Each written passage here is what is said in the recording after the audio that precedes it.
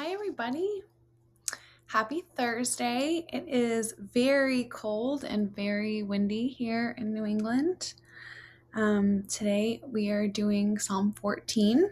I'll be using my school Bible at home because I'm on winter break from class now. So let's see. We'll just kind of jump right into it. Psalm 14, to the leader of David. Fools say in their hearts, there is no God. They are corrupt. They do abominable deeds. There is no one who does good. The Lord looks down from heaven on humankind to see if there are any who are wise, who seek after God. They have all gone astray. They are all alike perverse. There is no one who does good. No, not one. Have they no knowledge, all the evildoers who eat up my people as they eat bread and do not call upon the Lord? There they shall be in great terror, for God is with the company of the righteous. You would confound the plans of the poor, and the Lord is their refuge. Oh, that deliverance for Israel would come from Zion. When the Lord restores the fortunes of his people, Jacob will rejoice. Israel will be glad. Okay, so the first thing that's sticking out to me about this psalm is that this last piece right here, verse 7, oh, that deliverance for Israel would come from Zion. This piece sounds like a later addition, probably something after, maybe after the Second Temple period. There's some evidence of a lot of editing through the Psalms with little later additions to make them immediately meaningful for people in the past. And so you'll see like little references to the temple or to Israel or things like that that sometimes feel a little disjointed from the rest of the psalm. And that often is a sign of potential later editing. But the line that's sticking out to me, if we're doing Lectio Divina again today, hi Scout. This fools say in their hearts, there is no God. They are corrupt. They do abominable deeds. There's no one who does good. Hi kittens. So do you want to stand on here?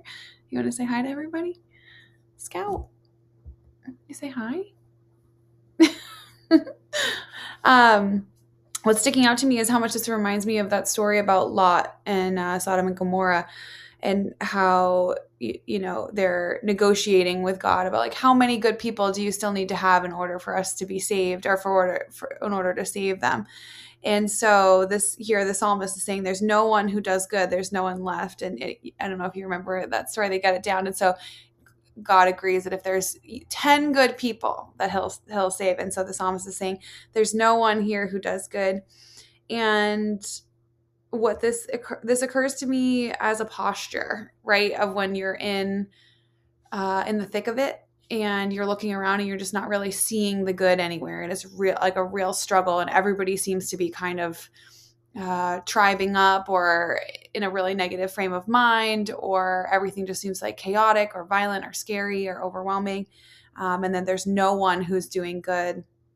And I think because in the West right now where we're not living in a state of perpetual like warfare or violence, but there is I would say like a psychic level of warfare and violence, and you can call that spiritual, psychic, however you want to, categorize that. But there is a level of consistent malaise and despair and anxiety, even though we've never had more abundance. And so my encouragement for us is when you do feel like you're getting kind of ground down like that, when you're starting to like look at people and you get that like quick black and white, like you start to dismiss people immediately, or you're feeling like a little cynical, or you can't touch that grace-filled space, when you see people, and even if they're bugging you, you're like, oh, that's just me, it's all good. Like, you can kind of feel the rays of grace kind of piercing through the clouds and touching you and other people. When you can't feel that, like, that's a clue, that's a flag that because God, we know that there is a reality of beauty that exists at all times, especially if you've committed to a tradition like Christianity. You've committed to the understanding that like God is transcendent and immanent, and so it's also available at all times. And so what I've kind of come to understand is that if I'm living with the theological understanding that God is invitational at all times, if I'm out of connection, that is generally on me. Like there are times I think when there is that sense of presence is maybe pulled back and you need to find it somewhere else. And generally that's, I find it through either nature or other people, kind of like we talked about the other day. But with this, when you can't find anyone doing anything righteous, that's usually on you. It's not usually true. Like usually there's a lot of evidence that you are having a hard time finding. And so, especially as we're going into winter and it's kind of, it can be sad and, and not seasonal affective disorder sad, but that too, kind of sad. There can be like just like a level of emotional intensity that kind of happens during winter because it's after Christmas. I think especially from January to March time, it's very easy to feel a little bit of despair because it's dark all the time and people aren't spending as much time outside of their houses and connecting and plans, and the holiday parties are over, and there's that initial relief of like, oh, all that socializing and heavy eating that I just did for a month, but then it kind of goes away and there's just kind of a little bit of nothingness. And that's womb time, that's like a good darkness, but if you're not in a good spot, that darkness can get actually dark really quick. And so my thought with this is just to look for the righteous, look for the beauty, look for the good, find it.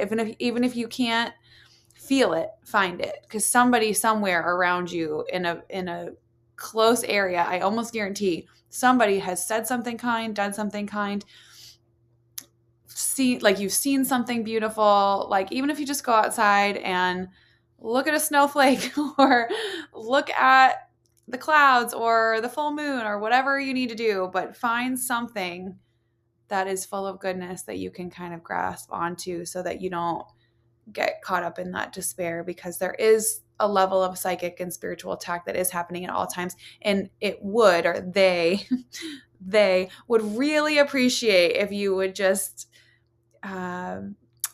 settle into negativity and stop trying to claw your way out. So I urge you to not do that. I urge you to find something beautiful and latch onto it, because that's just how God's showing up for you that day. So that's all I've got. Scout is really liking some attention, so I'm gonna go. But have a beautiful Thursday, and I'll see you tomorrow.